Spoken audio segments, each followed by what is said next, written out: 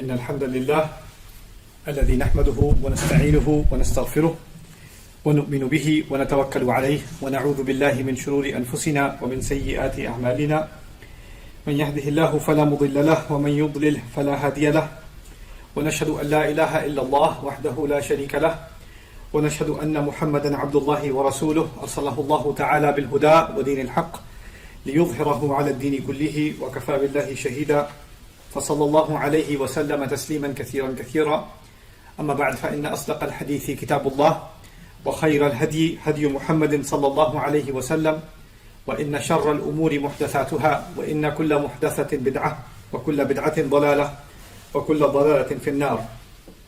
قال الله عز وجل في كتابه الكريم بعد أن أقول أعوذ بالله من الشيطان الرجيم ولا تصعر خدك للناس ولا تمشي في الأرض مرحا إن الله لا يحب كل مختال فخور.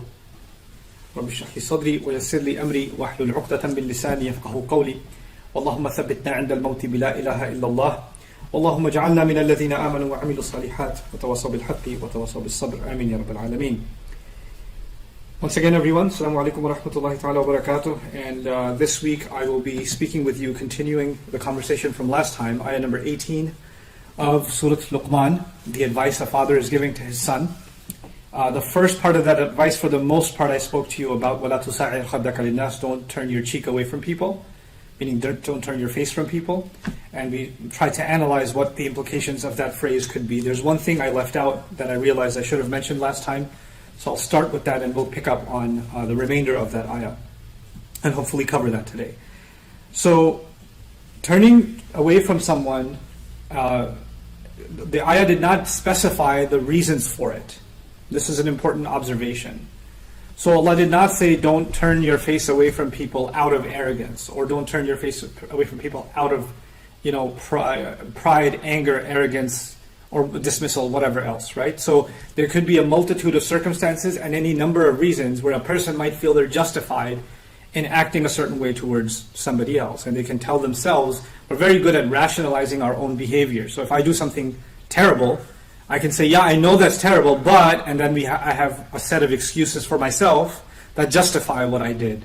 So even though I know it's bad, I can tell myself it's not that bad, right? So what Allah did here is, He didn't give the bad reasoning, because then somebody can even tell themselves, well, I didn't do it for that reason, therefore it's not that bad. Right? So He kind of made it a blanket statement of not turning away. Now, one of its manifestations that I think we should think about, really seriously think about, is there's this notion in the Quran about making someone feel worthless, making someone feel not worthy of even a conversation. Making someone feel little, to make someone feel little. And actually the concept of being little and being humiliated are associated with each other. So saghar in the Quran, which comes from the word saghir is small, saghar is actually humiliation. And when the devil was being removed from the company of Allah and the angels and all of that, when he was being expelled, Allah told him, إِنَّكَ مِنَ الصَّاغِرِينَ, you are from those that are small. In other words, you're humiliated and you're insignificant. You're being made insignificant. Now, how do you make somebody feel small?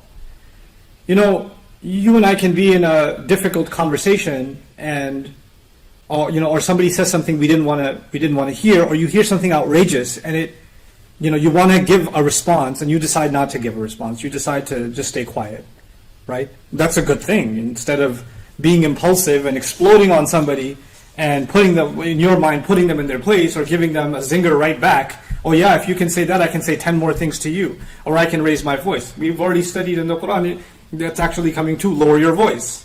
Right? So, and أَعْرِضْ عَنِ الْجَاهِلِينَ, ignore people that are being outrageous. That's there too. But being silent when somebody's being erratic, when somebody's being outrageous, that's something else. This ayah is about something else. This ayah can also apply in us doing something wrong. When somebody's talking to you, one way you can avoid dealing with something is somebody comes and talks to you, hey, I need to talk to you about what happened last week. Or I need to bring up that issue with you. And you say, I don't have time for this. Don't bring it up. No, I'm not going to deal with it. Don't waste my time. Oh, not that again.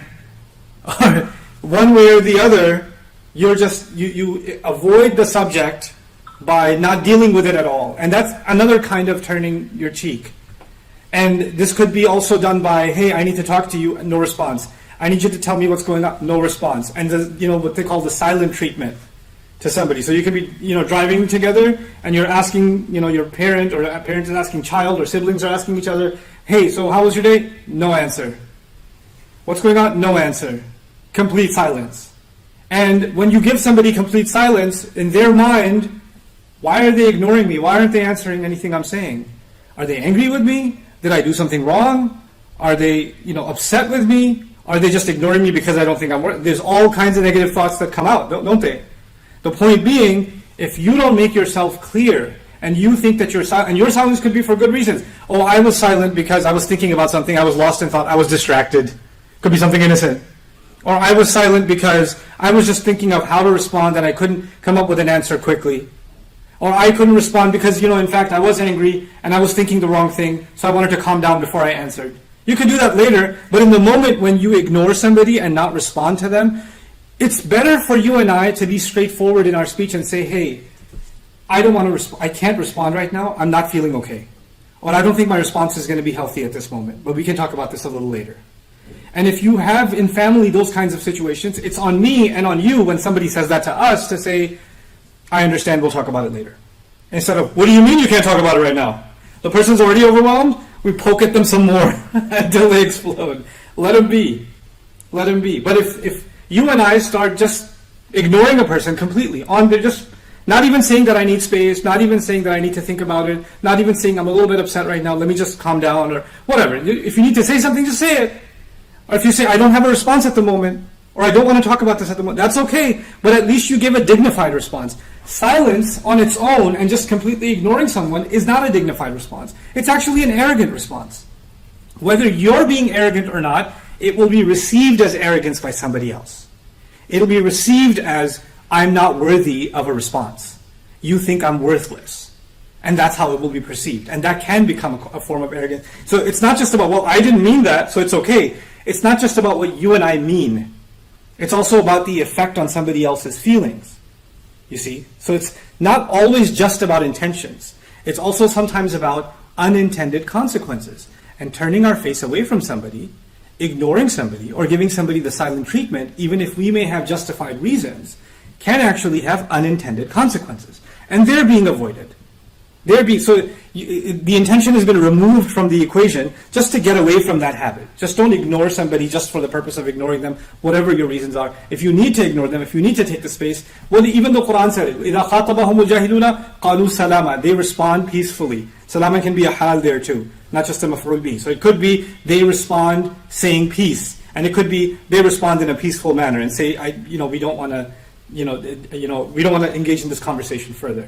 Or even when Allah says, when they walk into a company of conversation or a social gathering in which there is lahu, there's useless talk going on, or there's evil conversation going on. He says, marru kirama, they pass by dignified. What that means is they maintain their dignity and they also don't humiliate the people that are doing the wrong thing. They can maintain a sanctimonious approach for themselves and for others. They can actually be dignified for themselves and others, even if they don't want to take part in something wrong. So we have to be mindful of that. But now we come to today's subject matter, what Allah connected, these concepts Allah connected with each other. The next advice He's giving His son in the same ayah is وَلَا تَمْشِ فِي الْأَرْضِ مَرَحًا إِنَّ اللَّهَ لَا يُحِبُّ كُلَّ مُخْتَالٍ فَخُورٍ. I'm going to dedicate a little bit of time in this khutbah to two words, marah and fakhur. Those are kind of a little bit difficult words, or rich words, and I don't think we should pass over them quickly. In fact, there are three words.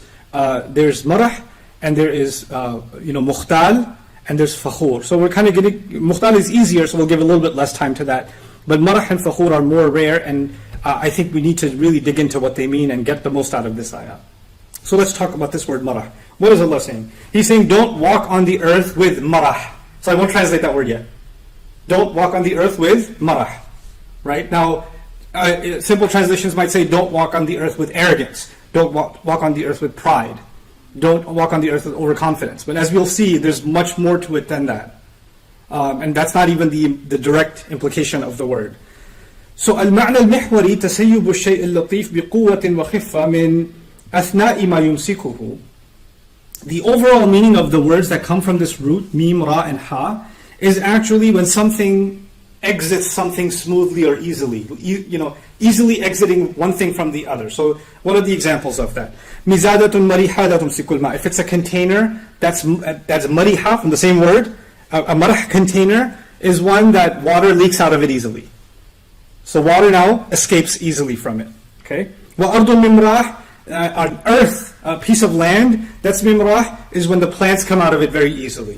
Wa qawsun maruh, and a bow is called maruh from the same origin, when the arrow goes pretty quick out of it. It releases quickly out of that bow. Wa aynun mimrah, an eye is called mimrah when it's easy for a person, they cry easily. Like the waterworks come out quickly, right? So they say shadda sayalanuha. Marihat al-ayn, when the eye was having marah, it meant that the tears wouldn't stop. They just kept easily flowing and flowing and flowing. Marihat al-ardu bin nabat akhrajathu. The earth, again, plants coming out quickly would be marihat al-ard. And then when the crop comes out and finally the grain pops open, easily releases, that's also called marah. So, and the most interesting use of it is actually used for a horse.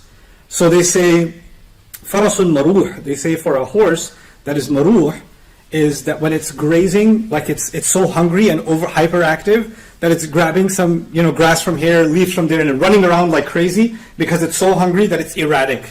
You can think of it as a person being maruh when they're at a dinner table at iftar time, right? And they've been holding back, and as soon as iftar happens, they're like grabbing stuff, right? They're being maruh.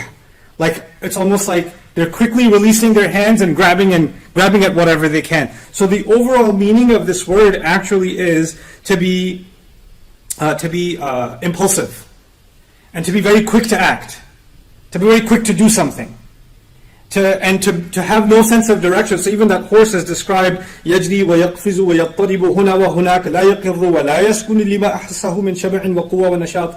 That the horse that is disturbed, it's moving around, it's not sitting still, it's very jittery because it's feeling hungry. When the father is telling his son, don't walk on the earth with marah, he's saying don't go hanging out or don't go outside engaging the world, because there's times where you're home, right? And then there's times you go out. You go out for work, you go out to hang out with friends, you go out to get food, whatever it is. Don't leave the home, don't go anywhere and be impulsive. Oh, I want to do this. Oh, I want to do this. I don't want to do this. I don't want to do this. And you have no purpose in what you're doing. You're just jumping from one thing to the next, to the next, to the next. A crazy example of that is sometimes there are different cultures in the world, right? So people come from very conservative societies to America.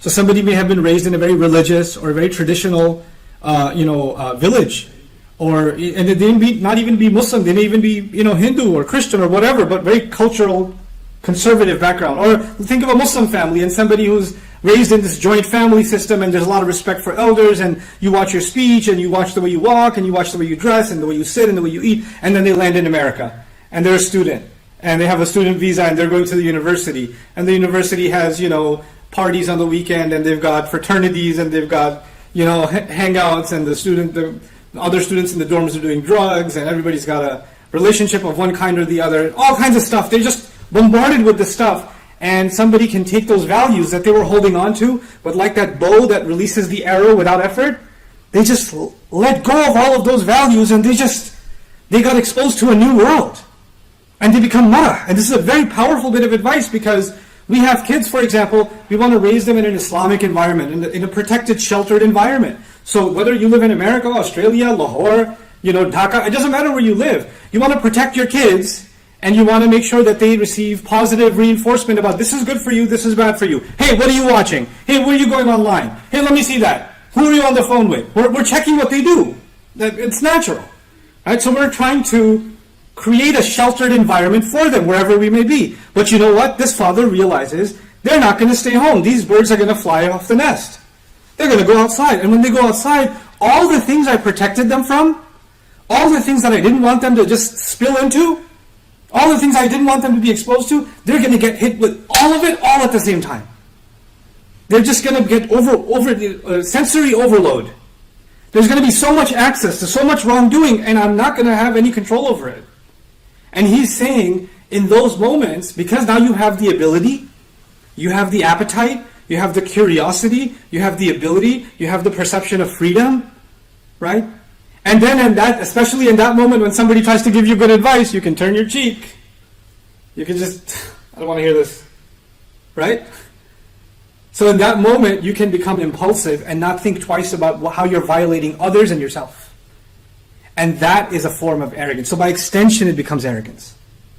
By extension. Because arrogance is a lack of consideration for anybody else but yourself. وَلَا تَمْشِي فِي الْأَرْضِ مَرَحًا. The word marah here, Hassan Jabal added an insight of his own, and I really liked his insight in his lexicon. He said, التسيب من القيم والضوابط عدم الالتزام بها عند وجود القوة والنعمة.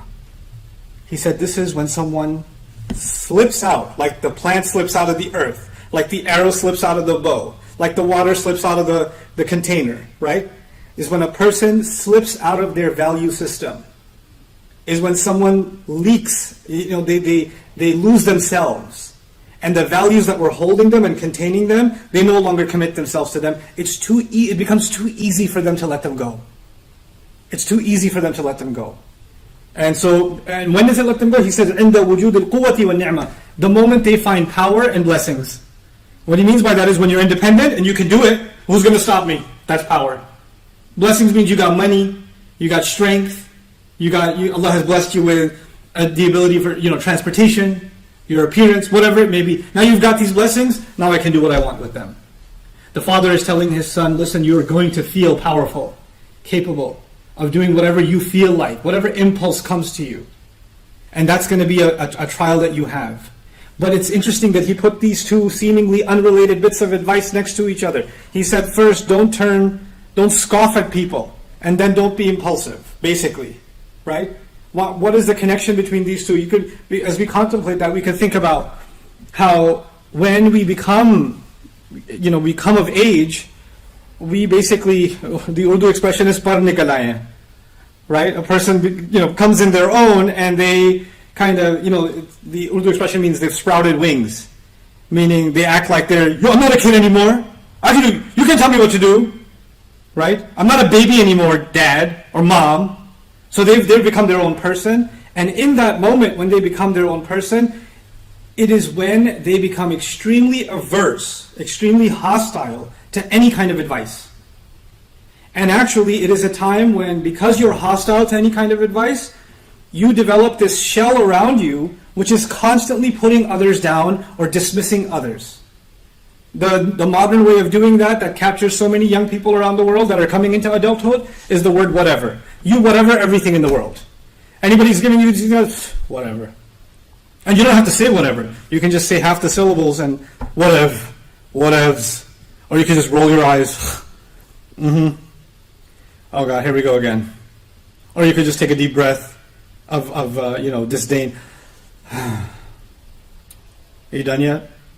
You could just say that with your face. Are you done giving your lecture yet? Can I just go live my life now? This is لا تصعر خدك للناس. You don't have to disrespect someone by raising your voice and getting angry. You could just dismiss someone and dishonor them. And now that you've dismissed them and you can't hear their voice anymore, their advice anymore, now you're left to your own devices. وَلَا تَمْشِي فِي الْأَرْضِ مَرَحًا. He's putting those two things together, perhaps because he understands that when a person stops listening to the advice of others, that's when they become impulsive. So having people in our life that can give us advice, that can give us the benefit of their wisdom, and keeping an open ear and an open heart towards them is an important part of life. And then وَلَا تَمْشِي فِي الْأَرْضِ مَرَحًا. This isn't just even spiritual in nature. There are other experiences in life that apply to this. Because even Luqman radiallahu anhu said, لِلنَّاسِ, don't scoff away from people. Like I have non-Muslim friends who were into drugs, alcohol, crime, getting in trouble, you name it, right? And then later on in school, and they hated their teachers, but one teacher decides to give them advice and show them the ropes and say, hey, you're talented in this, maybe you can get a job in this. And that one teacher or that one positive influence, and the person turns their life around, right? Because they didn't turn away from that one teacher. This is لا تسعر خدك للناس. And had they not had that person, they would have been impulsive and doing all kinds of things and ruining their future. And they look back and say, I saved myself, and we look at it as Allah saved this person because they had someone that they could listen to. So this happens in the world, not just in the Muslim sense, but in humanity, this happens. So these are the two bits of advice that he starts off this ayah with. لا تصعر خدك للناس ولا تمشي في الأرض مرحا. Fine. But beyond that, he says, إن الله لا يحب كل مختال فخور. He says, certainly Allah does not love anyone who is mukhtal and fakhur. These are the next two words. By the way, one last comment about maybe probably in the next week we'll do mukhtal and fakhur together, because I've taken enough time already. But one last comment about these two words. About the first two words. Well, the first two phrases were turning your face and also being marah. Right? Notice in the first of them, Allah mentioned people. لا تصعر خدك للناس. So people are mentioned. And in the second one, it's not about people, it's all about you. Is وَلَا تَمْشِي فِي الْأَرْضِ مَرَحًا. There's no mention of people. Don't walk on the earth with marah, in a state of marah, and there's no mention of people. What's the benefit of knowing that? Allah is telling us a person is at the devil's disposal when they have cut themselves off from good people. The devil's whisper comes from this direction, that direction, that direction, and when there's no good people around you, then you are susceptible to this whisper, then that whisper, then that whisper. So the first thing is, don't isolate yourself from good people by dismissing them. That's the first step. And if you are doing that, then you are handing yourself over to the world of evil and negative thoughts that are inside you that can pull you in any direction whenever, especially when you go in the outside world. The strangers that you're going to meet, the people that are going to be in the marketplace, the people that are going to be in the university, on campus, the people that are going to meet at school, the people that are going to be working with you, those are not necessarily people who care about your well-being. They don't care about your well-being. They care about themselves. But many of them will represent invitations to do something wrong. Right? So those people will have some allure to them, and you'll be drawn towards them, but they don't mean well for you. And you'd rather hang out with people that don't criticize you, so you don't want to be around anyone who keeps it real with you and tells it to you like it is. So people who tell you like it is, you just want to keep your distance from them. You've already, سَعَرْتَ خَدَّكَ لِلنَّاسِ. You've already turned your cheek away from them. Now you become وَلَا تَمْشِي فِي الْأَرْضِ مَرَحًا. Then that second bit of advice comes. So it's actually, doesn't matter what a social butterfly you are. It doesn't matter how many online friends you have, and how many people know you, and how popular you are, or you can make friends anywhere you go. Those kinds of people that are super outgoing and have friends everywhere, watch out, because sometimes their worst connections are the people closest to them. The people closest to them are the ones they dismiss the most, ignore the most. They're so nice outside, so horrible inside. And that's actually, that's a kind of fake life. That's a kind of fake set of connections. And that's actually what's going to be commented on in that last comment where Allah says, إِنَّ اللَّهَ لَا يُحِبُّ كُلَّ مُخْتَالٍ فَخُورٍ. So we'll wrap up that discussion, inshallah ta'ala, in next khutbah. Because I certainly didn't want to rush through these phrases and these ayat, because I think they're of value, and it's something that we should really think about for ourselves and the young people that are listening. I don't want myself or you to hear these words and say, man, I can think of somebody that this applies to 100%. Man, is he talking about, and then you're sharing it with your cousin saying, look, here's a khutbah about Bushra, our cousin. Or, look, I think this is about you. Somebody sends and you can use khutbahs for insults. This is about you, I think. You should really listen to it. This is the height of the problem. Because this is you, ironically, scoffing at people, turning your cheek away from people. As if the ayat are about them, a criticism of them, and they have nothing to do with me. I pray Allah allows me to look in the mirror, to find these faults in myself and address them. And I pray Allah allows all of you to look in the mirror and find those faults in yourselves and address them for yourselves. And I pray Allah protects our young generation from these kinds of character flaws and makes them a better example for the world than we could ever be. Barakallahu li wa lakum fil Qur'an al-Hakim wa nafa'ani wa iyyakum bil ayati wa dhikri al-Hakim.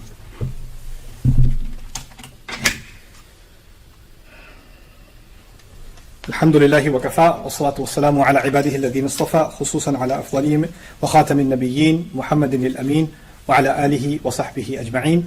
قال الله عز وجل في كتابه الكريم بعد أن أقول أعوذ بالله من الشيطان الرجيم إن الله وملائكته يصلون على النبي يا أيها الذين آمنوا صلوا عليه وسلموا تسليما اللهم صل على محمد وعلى آل محمد كما صليت على إبراهيم وعلى آل إبراهيم في العالمين إنك حميد مجيد اللهم بارك على محمد وعلى آل محمد كما باركت على إبراهيم وعلى آل إبراهيم في العالمين إنك حميد مجيد. عباد الله رحمكم الله اتقوا الله إن الله يأمر بالعدل والإحسان وإيتاء ذي القربى وينهى عن الفحشاء والمنكر ولذكر الله أكبر والله يعلم ما تصنعون أقم الصلاة إن الصلاة كانت على المؤمنين كتابا موقوتا.